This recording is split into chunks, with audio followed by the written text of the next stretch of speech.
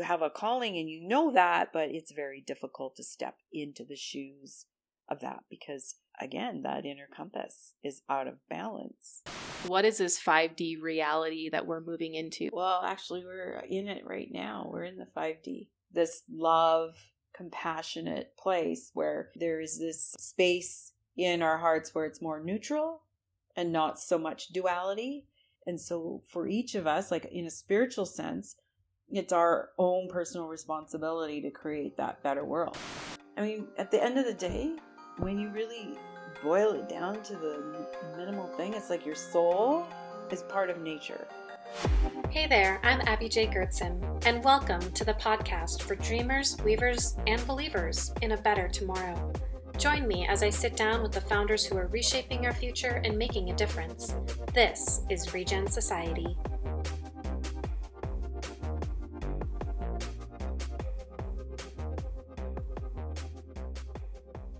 Welcome to the podcast, Regen Society. I'm very excited to have you here, Carell. Thank you. So I wanted to ask you a little bit about your experience. I know that you do reiki healing and energy healing. You have community events and spaces to bring people together around more earth-focused and energy harmony experiences.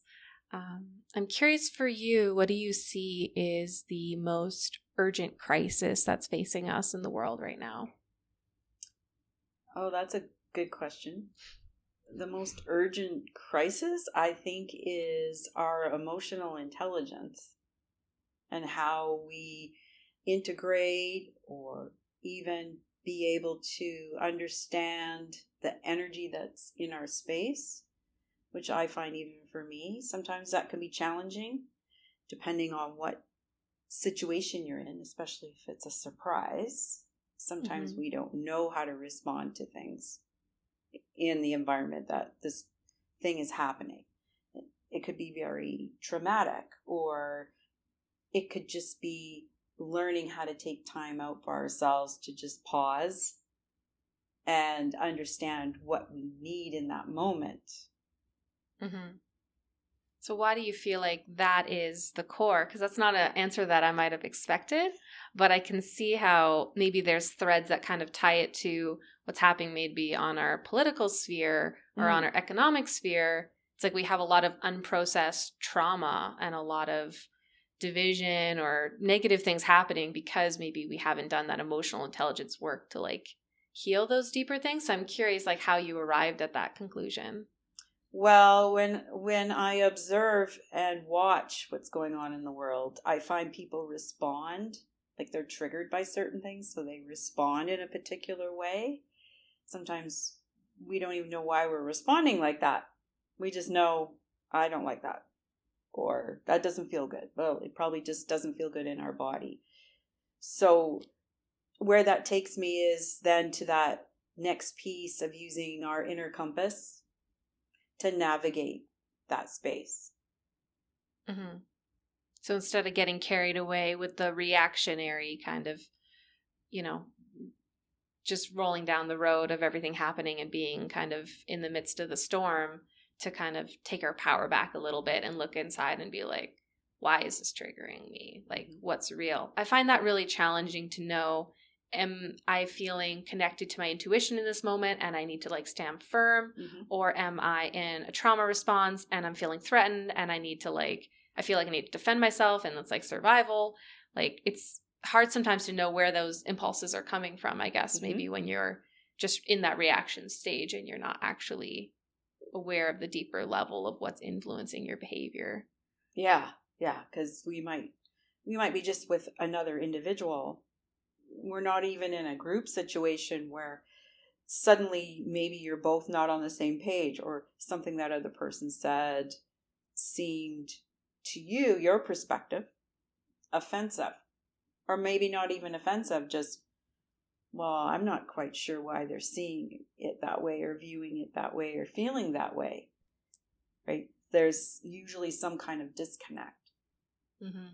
And there could be many reasons for that. like they might be nervous, or they don't quite know what to expect. You're a brand new person, so they don't know how to respond to you, right? Because they don't know how to read the field, like the energy. How is it impacting you? Is your heart open? Right? So this heart space, when I talk about our inner compass, that's like looking at our inner medicine wheel, and the heart space is such a big part of that. Mm-hmm. Yeah. That's really interesting. I know you've talked before about the inner medicine wheel, and I'd love to learn a little bit more about like what is that and what does that look like in your life, the way you relate to it. Right. So I do a ritual every day to make sure that I connect to the 4 directions, to open up my day with just a positive outlook, not assuming that the day is going to go sideways. Right? Mm-hmm. And our inner compass is a great way to reflect what's going on inside, because the outside world reflects back to us what's going on the inside. So what we're looking at as our inner compass in the medicine wheel is our physical, mental, emotional, spiritual, and in the center is us, like our life force, our vitality. Mm-hmm. Yeah. So it's kind of your like inner compass, I guess, that kind of points you in the right directions. Because it is interesting to me that like cultures all across the world, especially indigenous cultures, have like developed different language to describe the directions. Mm-hmm. And to me, it feels like something that's almost universal, because I don't need to like believe in a book or have a specific god or a specific worldview.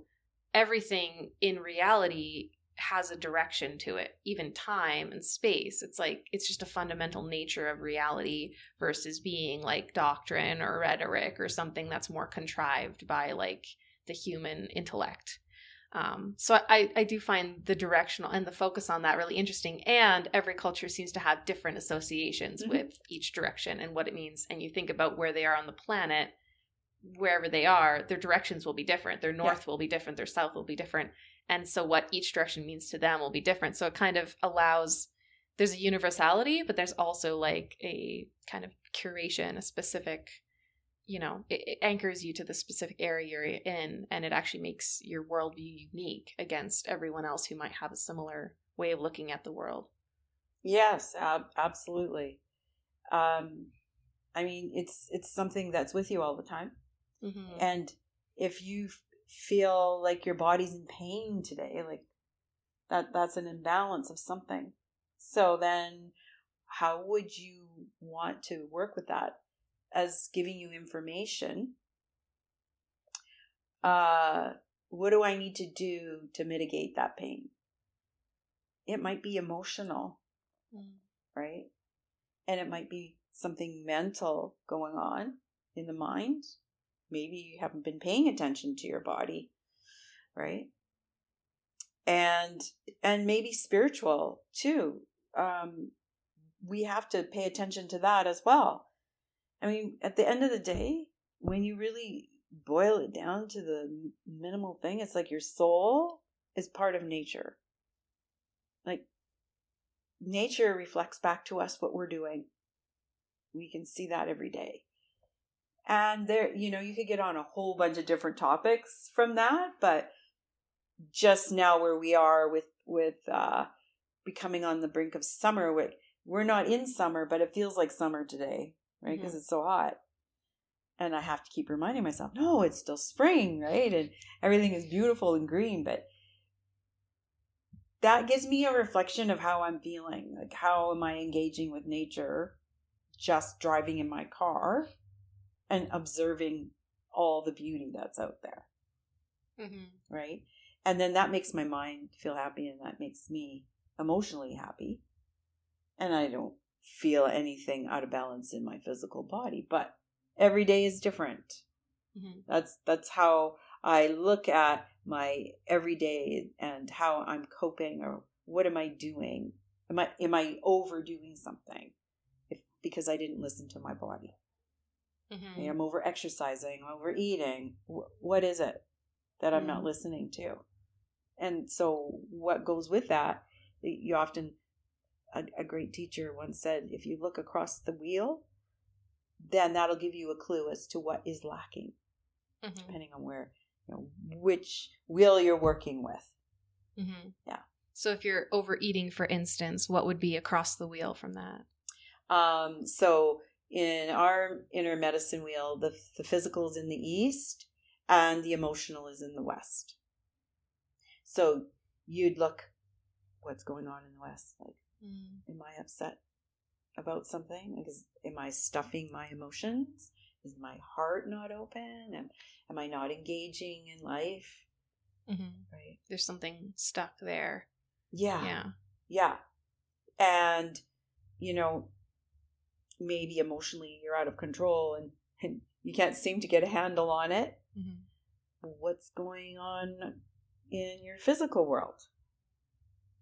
Like your own physical body, because we're talking about the inner medicine wheel. Yeah. In our own physical body. What's going on that you're not paying attention to? That's really profound, I think, because that's something that I noticed in my journey, like leaving Christianity behind. I was finding how I was just like, wow, it's like all about like sit and read a book and then go in a church pew and sit and listen to someone speak to you. And like, there was no somatic connection. There was no, and all of my trauma was like, it felt like it was stored in my body, but I could just comfortably live in my mind. So I called it like spirituality from the neck up kind of thing, It's like a way to put it. And I saw this as kind of a pervasive thing in our culture as well. It's like we're very driven by like what you can produce, what you can achieve, the physical success that you can like showcase and like, parade around. Yeah. But our bodies kind of like lagging behind, or like I struggle with potentially like ADHD and just like a very overactive mind. Everyone in my family is like that. And it's very, very difficult for me to like connect to my body. And so I do end up with a lot of things like overeating or like not knowing how I'm feeling or being emotional, but I wouldn't notice because I've stuffed my emotions so far down and compartmentalized. So I'm curious, what do you think like that connection to our somatic body experience? Like, why do you think that's vital to have like a regenerative and like holistic relationship with yourself and your spirituality? Yes. I really think that if we know that we're part of the universe, like part of source, like we're all unified to some degree, and we don't want to be separate from the world. We want to understand am I not listening to my body? Because that's a big one nowadays for a lot of people. But once you start listening and checking in with yourself, I think that's, there's 3 things: compassion for self, like giving yourself the opportunity to sit down and have a break and knowing that you deserve to have that break. The compassion, love, and honesty. Like check in and go, well, where am I at right now? What am I really feeling? And I have been sharing that in my newsletter and with students and clients. Is like, you have to feel it. If you ignore what's coming through, it's not going to serve you. It's only going to make things worse down the road. Especially if you keep doing it in your younger years. And you get in your elder years, then things aren't working so well. It's like, why am I in this pain? Why do I not digest food well? Why did I contract this disease? Right? Yeah, all or your illness starts to stack up a little bit. Yeah, all the things you were avoiding. That's right, and then you have to unravel all that. Yeah, because it doesn't just happen overnight. Although I have seen people miraculously heal from cancer, heart disease, and other things because they just are tired of what they have been doing, and nothing else has worked, so they jump. And when they jump, they're willing to take a good look why they're not feeling, or why their heart's not open, why they're not engaging. And we can regenerate ourselves. I've done it. Mm-hmm. And I think that's one of my biggest passions right now, is really helping folks find that inner peace, compassion for self, love, open-heartedness for self, as part of regenerating yourself into the new reality that we're all creating. Mm-hmm. Yeah. Yeah, it's something I've heard you talk about a few times, is like the 5D reality we're moving Mm-hmm. into and things like that. And it interests me greatly to think about, just as dark as the world seems to get, it seems to be increasingly dark sometimes, especially with political situation and like just the way that the economy is kind of structured to like keep everyone down except for a select few. And it just seems like these things are like stacking up on top of each other. Like our politicians are clearly bought and sold, or they just don't really care about what's good for the common man, and it's becoming more evident. And it just seems like the human systems we've built, that were built on exploitation, control, hurting Black people, hurting indigenous people. Now these systems have tried to evolve and like make rights for everybody, but there's still those threads of oppression and domination. And it seems like maybe these systems are going to kind of come to a breaking point at some point. I think climate change as well is also coming up to say, like, you can't keep operating in this dynamic anymore. And I think it's almost like a spiritual essence of the planet saying, like, you guys got to like wake up soon. Otherwise, there's not going to be like a world to fix anymore. So I'm curious for you, like, what is this 5D reality that we're moving into in your vision? And how do we get there from like the world that we're currently in that feels like it's like falling apart a little bit? Yeah. Well, actually, we're in it right now. We're in the 5D reality. I see it a lot. That's the thing that I love, that the energy that attracts me or gets attracted to me is really around this love, compassionate place where there is this space in our hearts where it's more neutral and not so much duality. The contrast that we experience in our outside world is always giving us feedback.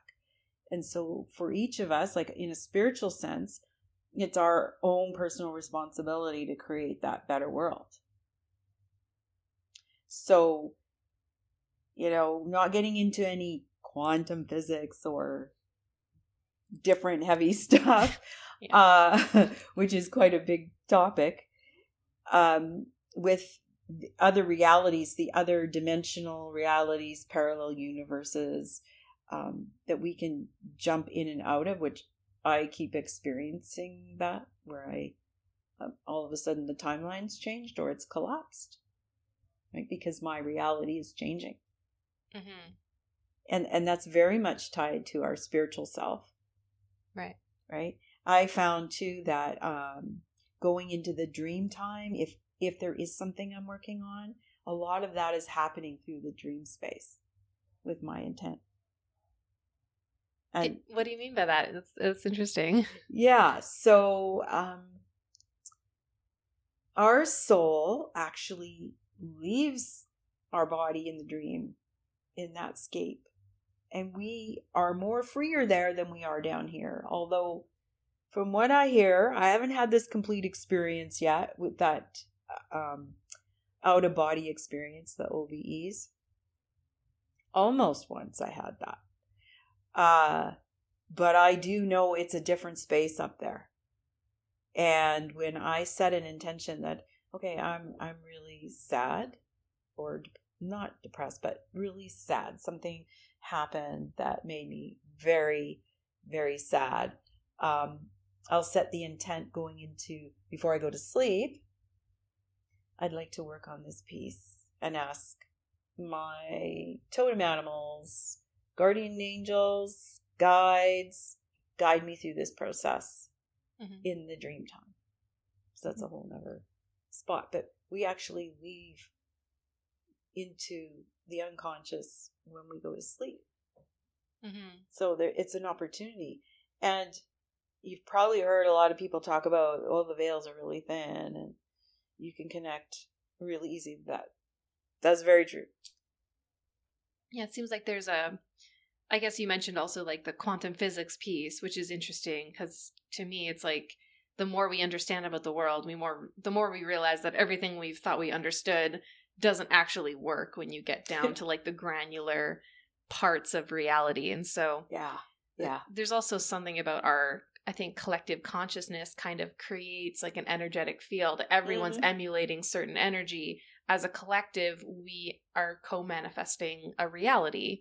And so, you know, when people start to complain about, like I mentioned, politics or the economy or all those things, my response is usually like, well, why would we be choosing to co-create this collectively as a society then? Correct. Because it's not, you know, a bad person over there that is evil, that is causing all of this. There's evil people in the world, but we're the ones that give our power away to those people.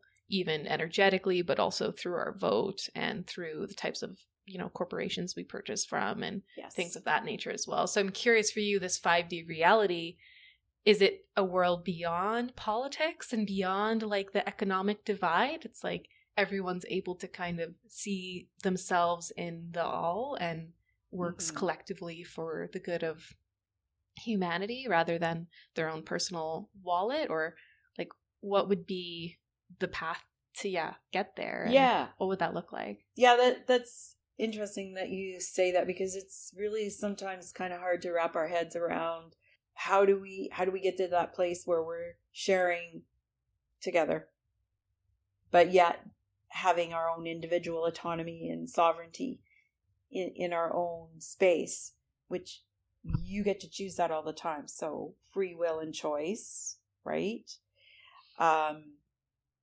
We can always make different choices. And I think that's been kind of spoken a lot about people who are practicing spirituality, if you will, if you want to call it that, or connecting to the higher power.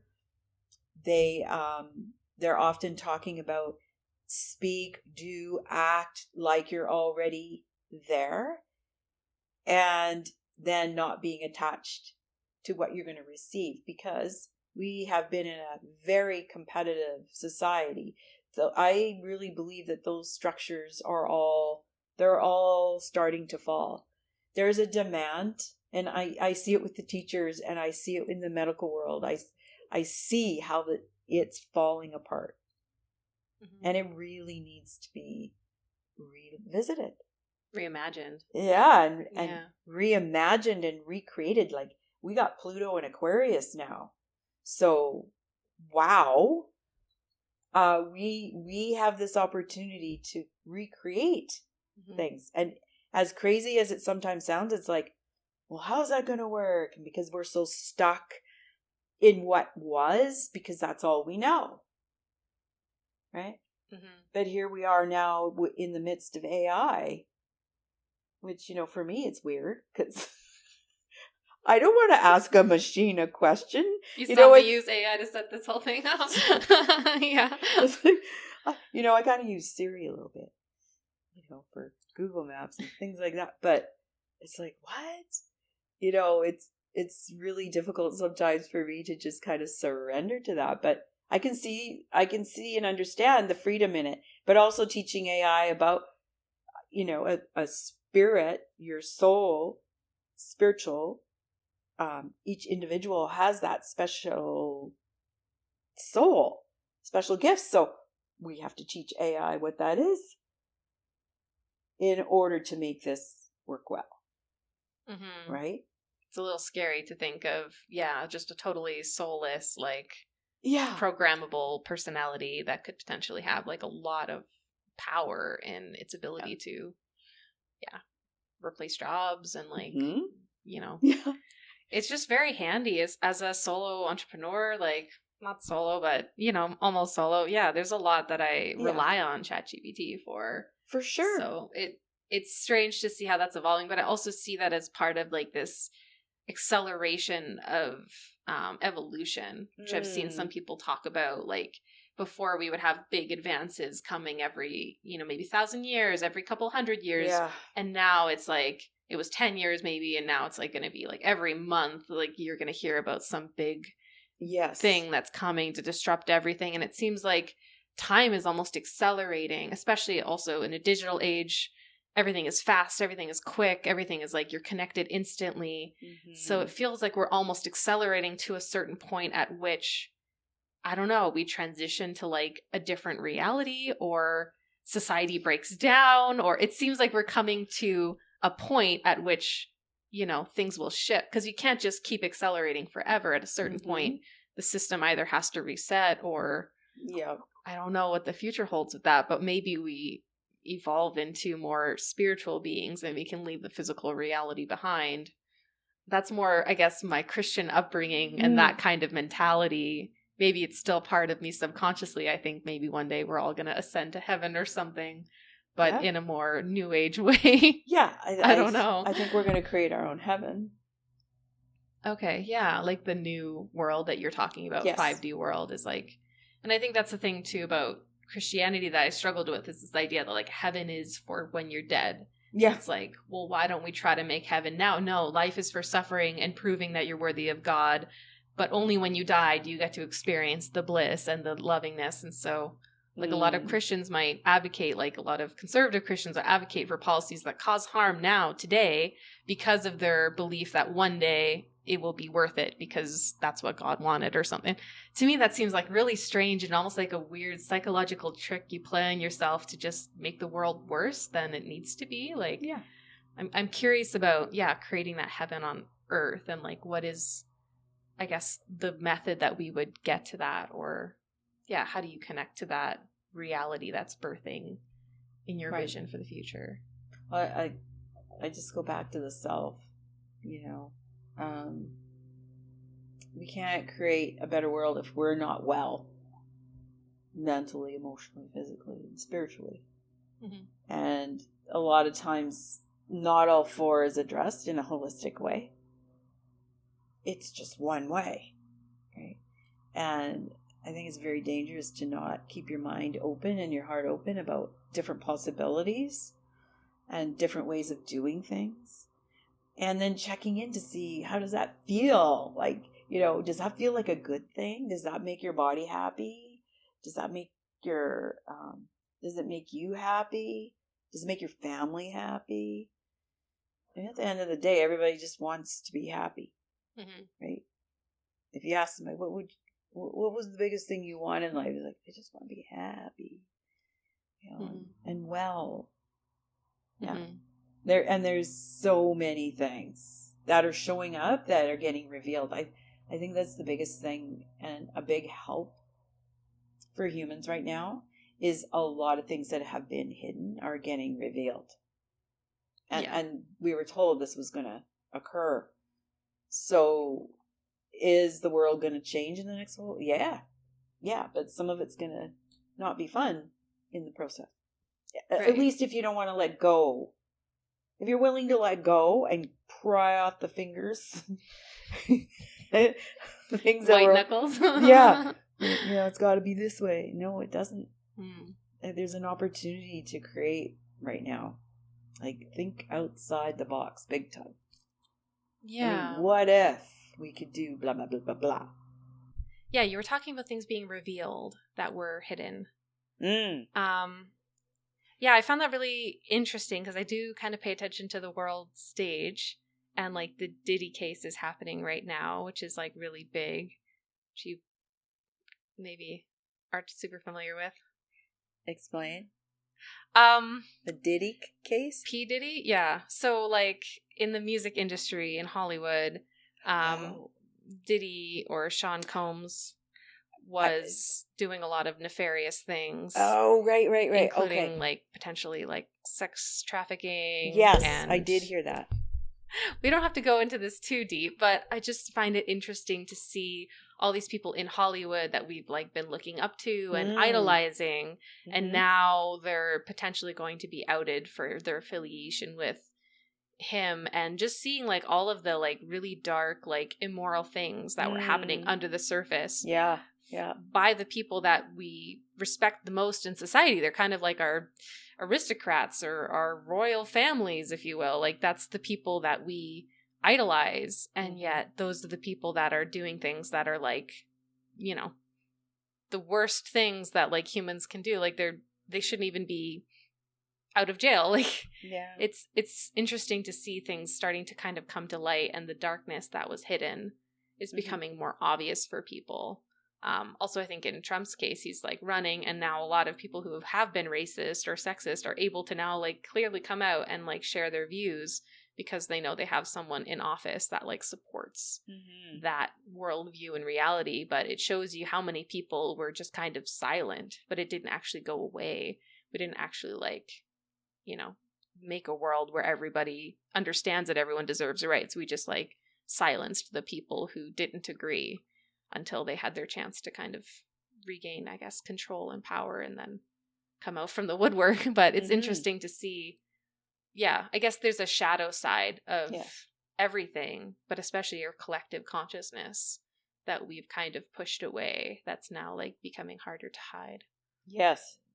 And it needs to be cleared up, because not only is it just what we're experiencing, folks who are alive, but you know, these shadow pieces are carried through generations and through our ancestral lineage, blood lineage, our ancestors.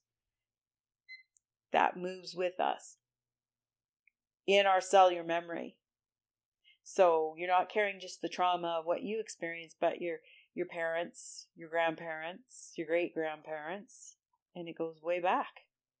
So no wonder people are having dramatic, more mental issues, emotional issues, because half of that stuff, they don't even know where it comes from. And a lot of it too, I think that we've had parents that were like, I know for my parents, like mental health wasn't even a word that was used. Right. And they like didn't think that there's anything wrong with them. Counseling, like never in a million years would I.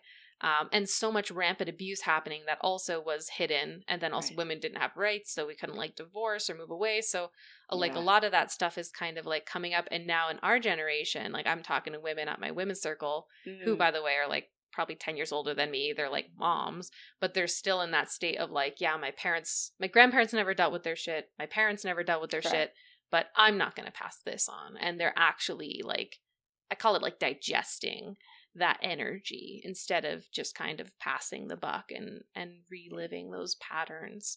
So I'm curious how that relates to what we're talking about. Moving into that 5D also requires kind of like taking out all the stuff that's at the bottom of your backpack, you know, and like getting rid of all the little crumbs and things that have accumulated throughout the years that are just kind of weighing you down and keeping you from the happy, healthy, you know, aligned and empowered self that you are becoming as you evolve. Yeah, that's a big piece, and that has been one of the most important pieces in the last couple of years to go after. At least that, you know, my download from source, from spirit, said it was really important to create community and have community together of like-minded souls, like, or at least if somebody was looking for a way to express and know that they would be held just in acceptance of who they are, not expecting them to be a certain way, but just letting them show up as they're as authentically as they can. Right? Everybody's, that's a word right now that is all over the place. I want to show up authentically. I want to do my soul purpose. And you have a calling and you know that, but it's very difficult to step into the shoes of that because, again, that inner compass is out of balance. And so you have to start somewhere. Where should we start? That would be the question each day. Like, am I taking care of my spiritual needs? And that could be you could just go out in nature to do that. You don't have to go to church. You just go to nature, right? And be with a tree. You know, there's a lot to be said about the tree huggers. Just be with a tree, a flower. And then you'll start to notice this different kind of connection. And our intuition, our awareness, like, are we aware of our surroundings? That was the other big piece, being grounded enough. So many people are not grounded right now. They are not grounded. They do not have their root chakra, 10th chakra into the earth. Mm-hmm. And I think that's why I love what I do so much, because working with the elements and working with earth medicine helps people get there. And it doesn't have to be complicated. It's very simple. But they really enjoy it when we come together in community. That's a natural way for humans to be. And they get a lot out of it because there's people sharing similar experiences. Mm-hmm. And then they know they're not alone. But each time they come, whether it's a full moon, cacao, group drumming, reiki share, it doesn't matter which one they come to. They're evolving. They're growing. They're getting something that allows them to connect, like, to their inner self. Mm-hmm. It seems interesting. Yeah, when you're speaking about that, I'm kind of envisioning like there's this kind of solo self that is like we're growing our roots into the ground, we're growing our branches into the heavens, we're connecting and bringing the energy down and becoming a kind of conduit for that divinity. And then there's also like, as our maybe roots grow, or like there's the wind passing through us, there's the other people who are also around that are in their own journey and various stages of that. And so as much as we need to like, a lot of spiritual experience, I think, is very internal. It's very like, what do you feel? How can you connect? You know, what's here? And those amazing experiences you have, like most of the meditation retreats I've had that have been impactful for me have been by myself. Yep. But now there's also that lens, I think, that is like, as you evolve yourself to the point where you're healed enough that, you know, there's only so much healing you can do in isolation. And at a certain point, you do need to like step into the community, because human beings are social creatures. Yeah. We need to also like integrate ourselves into a wider ecosystem of connection in order to kind of evolve to our highest potential. And so it's kind of like twofold. And if you're missing one, then you're just hanging out with people all the time, but you're not growing. And if you're missing the other one, then you're super spiritually evolved, but you like don't have any support systems, and you probably aren't going to live very long. So it's interesting to see, how those two are kind of growing together. And maybe it also that's helping us come into more of that 5D space, because when you're more connected to other people, then maybe you're judging people a little less, and you're a little bit less reactive and a little bit less traumatized. And so then you can actually more easily access those higher states of consciousness because you're more resourced. Yeah. Back to your original question from the beginning about regenerating yourself, you need to be aware of those things in order to create a society that is leaning towards more regenerative aspects rather than make things, throw them away. And what's the purpose of doing something if there's going to be a cause and effect that's going to cause harm down the road? And we do that to ourselves a lot.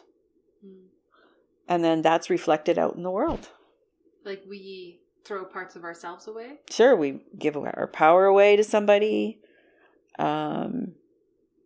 Power away to a system. Like you were mentioning about government and economic things. We give our power away to something that we think is hopeless. There's nothing we can do about it. There's lots you can do about it. Lots. And belief, and there's hope, bringing that hope back for people. It's definitely like challenging, I think, because I'm often like kind of caught between the two worlds of like, I want to like help heal the world. And I also need to like live in the world as it is now and like build my business and make money and like do all these things to play the games that I need to play. And at the same time, like holding this larger vision in my heart, recognizing that like if I just spent 100% of my time just doing what, my heart wants to do to heal the world, like I would be homeless, So exactly. That's kind of the tension I see is that like the world runs on money and money is only generated often through things that aren't very regenerative.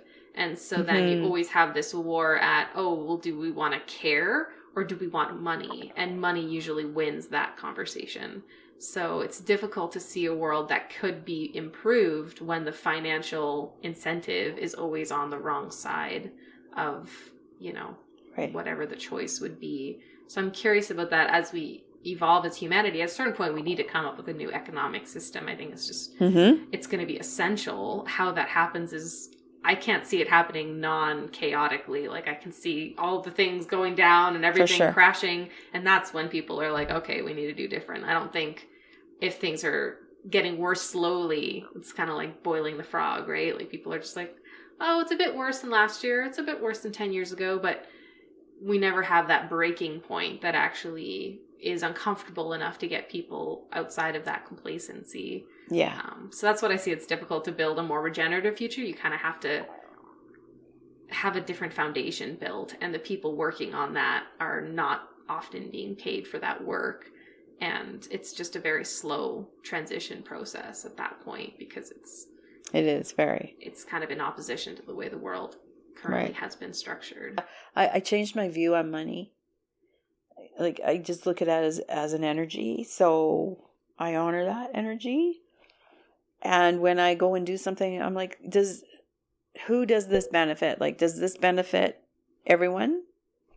Because if what I do as work is to be of service, then does it benefit everyone? That includes me looking at my inner compass. Am I taking care of those things so I can be of service? And is it for the benefit of all? Mm-hmm. So those are my two questions to myself every day. Who does it benefit?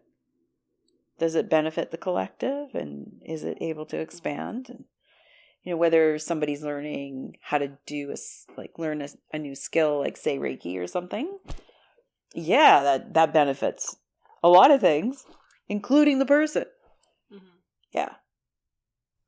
So you've you've been able to develop your business so that you don't have to separate those two. You do make money, but that's maybe not the primary focus. The focus is, like you mentioned, benefiting people, or you could say helping people. And the money is just a byproduct of providing value. But you're not just providing value that sells. You're providing what people maybe don't even know that they needed, which is another level of service, I think, which is something I try to do in my own world of social media. It's people come to me, they're like, I want more leads. And I'm like, but what about your long-term thought leadership? What about your impact on your audience and building that connection? And that's not usually what they care about. They just want the quick wins and the revenue in the door, which is all right, that's a priority. Let's get that too. But as a service provider, I want to make sure that you are making as big of impact as possible. And we're not just stopping at filling up your calendar. But that's something I think that you have to kind of give people what they think they want and then convince them what they really need once they're already in the door, which is, maybe something that you can relate to with the way that you can kind of, maybe people come to you because they want a reading because they're going through a divorce. Yeah. And you're like, when's the last time you went on a walk in the forest? That's right. A tree? It comes up. Well, that's the thing. I trust. I trust what's going to be shown in the moment. And that's hard for people to do, to trust that. That's another corner piece. It's but didn't I just make that up? Isn't that a thought that I just made up? No, it really isn't. It's out there, swimming around in ethers, and you heard it. Mm-hmm. It can actually give you lots of freedom if we just unlock that. That intuition. Yeah. Yeah. I've had a really hard time with my intuition. That's self-trust. I need a second opinion. I'm like, Nate, what do you think of this design? Or ask ChatGPT, or ask my friend, what do you think I should do? And I just have such a hard time, deciding what is best. If I have two options and I just stare at them and I analyze them. But yeah, it's hard, like I mentioned earlier, to know, is that coming from fear? Is that coming from, my trauma? Is that coming from my higher self intuition? I find the higher self intuition, I can notice the times I've experienced it, and it's usually been when I have an impulse to do something that is pretty illogical and doesn't really make sense in a lot of other aspects, but it just feels right. Yeah. See? Feel.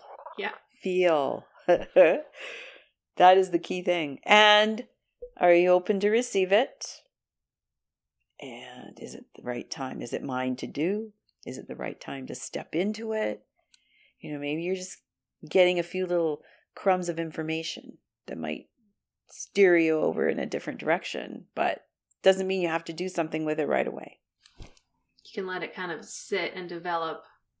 Yeah, I like that too. And that's what, like, when I made the decision to, like, leave my apartment behind, buy a van, live, you know, out of a van for 2 years, travel. That's incredible. Like, that was something I'd wanted to do for many years, but I had been so afraid. But then everything in my life at that time was just, like, falling apart. And it was like, okay. And the world was on fire. It was like COVID. And I was like, okay, like, this is my chance to, like, do the thing that I've always wanted to do that I've been so scared of. I might not have another opportunity. And there's something about that, like, urgency, maybe that fear, but it, like, propelled me past those reservations I had and made it feel like it's now or never kind of thing. And then that, once I started taking that path and walking in that direction, everything from there just aligned, like, one by one. And it was like my higher self was, like, guiding me through that journey for 2 years, and everywhere that I ended up was exactly where I was meant to be. And I just kept following that thread of, like, okay, all the doors are closing, doors, open doors. Okay, I'm going this direction, like, without attachment to what it's going to look like, and just kind of listening. And it's hard for me to stay in that state, but it was interesting to see how it transformed my life when I was able to kind of remove the mental chatter and just kind of swim a little bit without overthinking it, I guess. Yeah, that's the key thing. So many people come to me and they're just, it's all mental. That it's just all mental. Yeah, we have a real imbalance, I think, in our, not just in me, but, like, in our society. It's just, we live in our minds. And it's, you know, our entire world is very, like, abstract at this point as well. So I think it amplifies that. There's another reflection too. Well, one, being a good image maker, meaning you got to walk your talk. You have to follow that. But also listening to that inner piece about the mental part is, like, where is, you know, accessing that information about what am I feeling? Like, why is this chatter always happening? And that's a big empowerment piece. It's like, I find people have usually given something away of themselves, and they're not relying on their own God-given gift of they have the power to do that. Like, and that's why I kind of struggle a little bit with AI, is because, you know, I need to make my own, I need to keep that intuition alive. It's so important. So again, I check in with myself. Do you need to use that, or do you know? I freaking know. Like, I know. I'm always having my own personal check-in. Right? It seems like you have a really strong relationship with yourself, and a healthy relationship with yourself, which is then, like, the basis of your spiritual experience. And I find that interesting to contrast from, like, Christians I've talked to, where they're like, oh, I trust God. God got me out of that situation. Like, I wouldn't have survived if he hadn't stepped in. But it's very, like, external. And I know you have, like, your guides and you have your totems and things. But I think when you are maybe more of that new age spiritual lens, there is more, like, self-agency required in that. Like, you are your own guide. You're not relying on a book. You're not relying on a church doctrine or, you know, what someone else says. You need to develop that inner sense of authority. And I think that's something that a lot of people struggle with. So it's easy to just farm that out and say, oh, well, God can help me, and to have someone tell you what to do versus developing that intuition to know what actually is my connection. Because there's something I've come to believe that, like, we are like little mini gods. We're like divine essences. We can create reality in our own little world. And so to have that agency and to like embody it and to keep it and not give that away, and to say like, I'm creating this world and therefore it's not the way I want it to look, and that's going to change, and this is how I'm going to change it. Like it allows you to have a relationship with reality where you're not just like a victim, or you're not just reacting to the things that are being thrown at you, but you're actually the one that's pushing the energy forward that you want to see. But I find that really interesting. I think it's something that I've admired about you, and something I'm trying to like integrate to have the development with myself, and trusting myself, and trusting, I don't know, my higher self, or whatever, you refer to it as. But it's a really big piece, I think, of where we're going. Yeah, it's, when I'm doing my calendar for the month, I just go by what? Oh, this day. And lo and behold, now I'm more fluent in understanding when the full moon's coming around, but often I didn't know, there's this big alignment of the stars, or this portal's open, or this thing's open. This event is happening. And it was always really something interesting that we could grab onto that energy if we were doing a class or a ceremony of some sort, which is really always really cool to me. I mean, I still pick my dates kind of like around that, but even if that date didn't feel right, it's like, where am I going to put this ceremony? And sometimes it's like, I just can't commit. There's something going on, and sure as heck, something comes up, and that wouldn't have worked, right? It wouldn't have worked at all. Even jumping in and committing to something really big, and it's like getting a really strong, you better take the opportunity now to not do it. And sure as heck, same thing. Big event in my life, when my son passed away. If I would have been immersed in doing this other project, I wouldn't have been able to do that. It would have been just way too much. Yeah, it's like learning how to swim, I guess, with the currents, instead of trying to just say point A, point B, straight line, I'll get there. It's like, actually, if you swim with the currents as they are, you'll get there a lot faster, but it won't be a straight line. That's right. So that's really interesting. It's and I just think back and I'm like, wow, there was a really huge reason for that. It wasn't just because you didn't want to, or because judge yourself for it, or why can't I just sit down and do this? What's your problem? Can't you do it? Are you afraid? It's like, no, it's not even that. It's like, I kind of have to raise the bar for myself too, and go, you can do that thing by yourself. Like, you don't need to have a crutch to help you. Like, you're already on your way doing it, kind of deal. And then I just had a couple reflections. I'm like, okay, yeah, you're right. But then lo and behold, who would have known that all these other things were going to unfold? So I really rely on that. Like, how does it feel? Does that feel right? No. Does that feel right? No. And sometimes I use some of my other medicine tools to consult, but it's usually because it's like a lot of working parts, and there's like this illusion of things.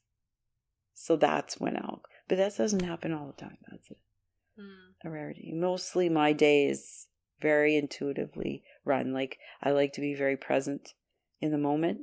So if somebody gave me a script and said, you're going to read this, I'm like, no. No. It's very difficult to read from a script and not look like a robot. Right? Yeah. Well, when you were talking about regenerative, and then you were also talking about your business, I was trying to fit into a notch hole that was really not authentically me in the past through marketing. And as soon as I got rid of that and went back to my authentic self and my own personal mission and vision, it just made all the difference in the world.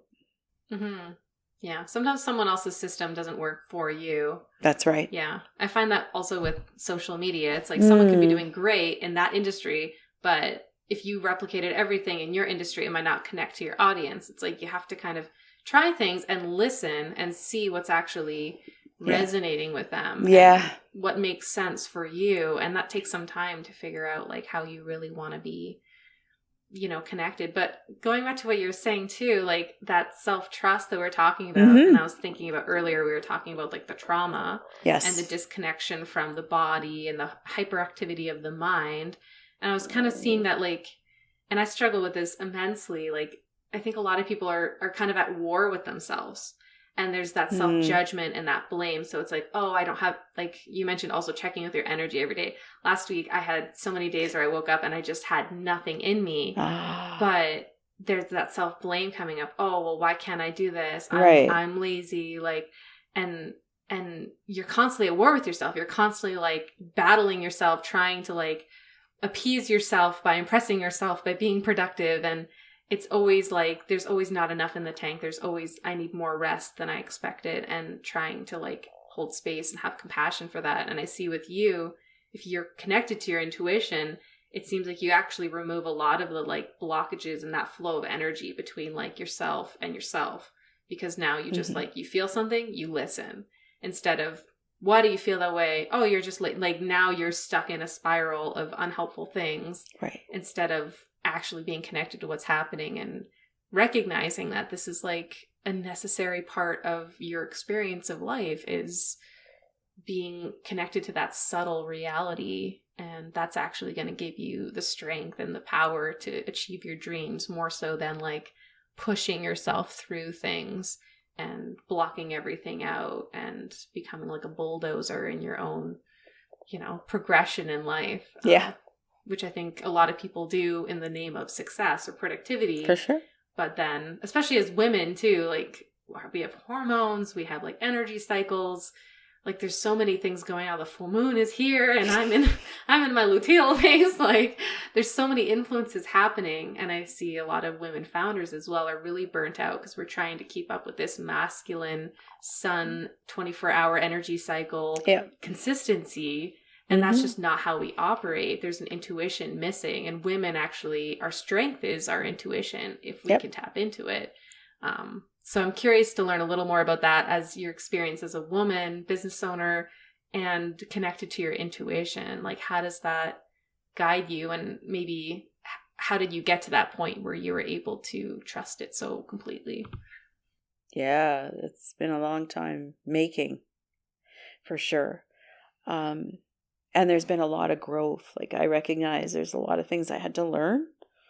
And then the timing of the planet, like just coming out of this big energy cycle that's ending. And then next week is going into this whole new like experience with the planets, this different energy that hasn't even been here for like 7,000 years. Like it's huge.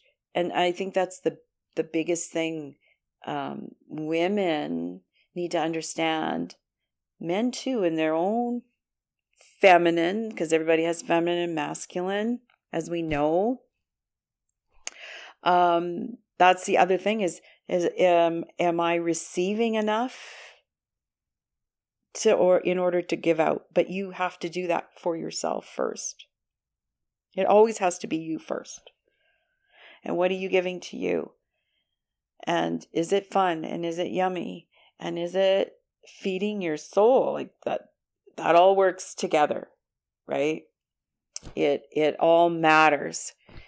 And I think that the world, like we're just stepping into this new piece, this circular energy. It's moving out of this very linear, definitive way. This is how you do it. No. It's very circular. That's why I love Reiki so much, because it's circular. It's all about love, right? It's this 5D reality is all about this. It's love and compassion. Love, like beautiful energy that is there for all of us right now. Mm-hmm. So, yes, there's a lot of women who operate more out of the masculine than the feminine. Because, the model is if you're going to have a business, you need to do blah, blah, blah, blah, blah. But no, that's changing. We're coming to the end. I wanted to ask you a little bit about, what you do with clients, just so people get a sense for what it is that you offer. I know that you operate Key Lifestyles here in Calgary, Alberta, and you also do some online things. But yeah, maybe you can share a little bit about, your offerings for your business and for the community. Sure. A lot of people who come to me are usually seeking something that they know isn't right, like seeking out something to help them transform their emotional issues, transitioning in life, that kind of thing. Sometimes there's sickness, illness, and disease. And so that's why I love doing shamanism with Reiki, because then I can use those earth medicine tools with that. Sometimes they don't know. They just know they're supposed to come. They also may be looking more at their spiritual aspects, so they want to learn more about how they could be of service in that way. They're being called, so they might take a Reiki class and then keep moving through that and finding out what their gifts are, what they want to do. So in that being said, I leave it very intuitive for people. They come for a session, and probably the biggest thing that they get a lot out of is my ability to access the Akashic records and to see what is affecting them in this life. How can they transform that? They can remove or transform that energy based on what I find. And a person is a big participant in that, of course. And they can also reclaim and bring in their gifts too. So they get very excited about that. Like things that they kind of know, but it's been hidden and it hasn't been really obvious. And yeah, it just depends what walk of life they're coming from. They might be, wanting to get out of corporate and want to touch the spiritual world more, or they're dealing with physical illness of some sort. So there's usually a combination of that sometimes. And there's also personal programs. So my newest program is the Soul Breakthrough Process. And that's quite enlightening. And maybe they need more help in living or operating in the corporate world. So they'll do the Assertiveness Mastery program. Maybe, we were talking today about intuition. They might want to do the Intuitive Excellence. So those are personal one-on-one programs that people can get involved in to excel where they want to go. And sometimes they just come for relaxation, right? They just want a break. They'll come for a Reiki session for that. Mm-hmm. Yeah. I think it's good to have that connection. I know you've mentioned, like, if someone's doing surgery, it's like they're cutting into someone's body and they're moving the pieces and fixing it. But then you also need to, like, heal the energy, because there's an energetic injury that's also happening. So I think people are getting more aware of, like, the spiritual world. I did work for a acupuncture massage clinic for quite a few, for a year, like Chinese medicine. So sometimes when you talk about Reiki, I kind of imagine Qi being kind of a similar thing. And they did find, like, pathways that the Qi flows in the body, like physical areas that they flow through, like tubes, basically. So they're starting to be able to verify through scientific study, the practice of acupuncture and these things that have been practiced for many thousands of years. And I'm curious if that will also start to lend a little bit more scientific backing behind things like Reiki and stuff that maybe are passed out as pseudoscience or spiritual hoo-hoo now. Coming to understand that there is, like, a multi-dimensional aspect to reality. And even though the physical world is the one that seems most obvious, we're doing ourselves a disservice if we're not also understanding the energetic realities that are impacting the physical, because the physical is actually secondary. The energy is actually primary. Correct. Yeah. I really know with all my heart that we're stepping into we're going to get busy. And I keep asking people, like, if you're called to that, if that is something that's really important to you and you're called to it, please, take the class, because we need more Reiki practitioners. We really do. And it's something great. You can just put it in your back pocket. It's always with you, right? It's, for me, on a personal level, it really got me to where I am today. I wouldn't be sitting here speaking with you if I hadn't stepped into that and learned that skill. A structure and a way of like understanding yourself. And maybe if you're having a blockage, you have a way of like healing that blockage and moving forward. Yeah. Yeah.